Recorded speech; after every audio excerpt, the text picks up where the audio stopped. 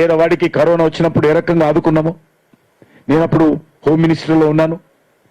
ఈ దేశంలో కరోనా వస్తే కంట్రోల్ ఉండదు, పాపులేషన్ ఎక్కువ, తిక్కుడు పాపులేషన్ ఎక్కువ. ఒక మురికివాడలో, ఒక స్లమ్లో ఒకరికి వచ్చిందంటే మురికివాడ అంటుకొని మొత్తం చనిపోతారు.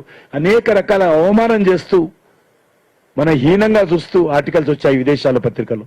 కానీ వాటన్నిటిని అధిగమించి దేశ ప్రజలందరూ కూడా ఏకమై నరేంద్ర మోడీ గారి నాయకత్వంలో కరోనాను సమర్థవంతంగా ఎదుర్కొన్నాం. మనం వ్యాక్సిన్ కనుగొన్నాం. మనం మొదటిసారి ప్రపంచ దేశాలతో పోటీపడి అందరికంటే ఉత్తమమైనటువంటి వ్యాక్సిన్ మనం కనుగొన్నాం. కాబట్టి కరోనా సమయంలో కూడా ఎంత అద్భుతంగా దేశవ్యాప్తంగా నరేంద్ర మోడీ గారికి దక్కుతుంది. అన్ని జిల్లాలలో ఏర్పాటు చేశాం. నిజంగా కూడా కోవిషీల్డ్ తోటి చాలా మంది డాక్టర్లు దాని సైడ్ ఎఫెక్ట్స్ తోటి చనిపోతూ ఉన్నారు. యంగ్ యువత కూడా చనిపోతూ ఉన్నారు.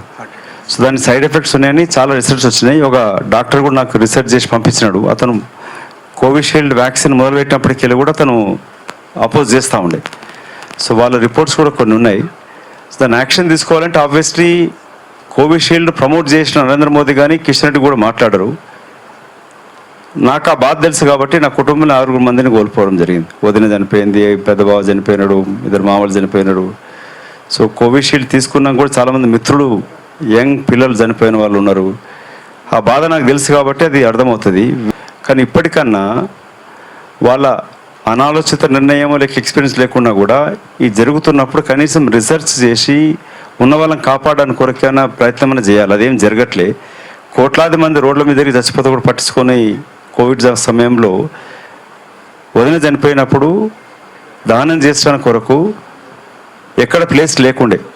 ఒక మిత్రుడు కామినేని హాస్పిటల్ ఫ్రెండ్ శ్రీధర్ మాట్లాడితే ఇక్కడెక్కడ లేదు, సనత్ నగర్లో ఒక వేకెన్సీ ఉంది 4 o'clockకి, అక్కడ తీసుకెళ్ళండి అని చెప్పినట్టు.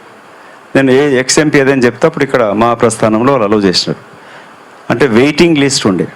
యూపీలో కొన్ని గంటలు రోజులు కూడా వెయిట్ చేయాల్సి వస్తుండే. నంబర్ తీసుకొని డెడ్ బాడీ అక్కడే వెళ్ళిపోయి తిరిగి వచ్చి చేస్తుండే.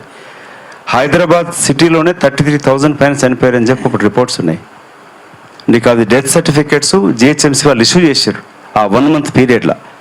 సో సెకండ్ ఫేజ్లో కూడా ఎంత కొన్ని వేల మంది చనిపోయారు దేశం మొత్తంలో. సైన్స్ ప్రకారంగా వీళ్ళు ఏవి రీసెర్చ్ చేసి ఇచ్చిర్రో దాంతో నష్టం జరుగుతున్నప్పుడు దాన్ని వికటించడానికి కొరకు తిరిగి మందు కనుగొట్టే అవకాశం కూడా ఉంటుంది. ఆ ప్రయత్నం కూడా చేయట్లే.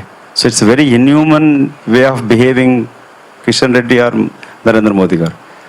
సో ఇట్లాంటి అంటే సొసైటీ హ్యావ్ టు స్పీకప్ అని. అందుకే ప్రభుత్వాన్ని మార్చండి, దేశం మారుతుంది, మార్పు కోరుకుంటున్నాం. సో కాంగ్రెస్ని గెలిపించని కోరుకుంటున్నాం.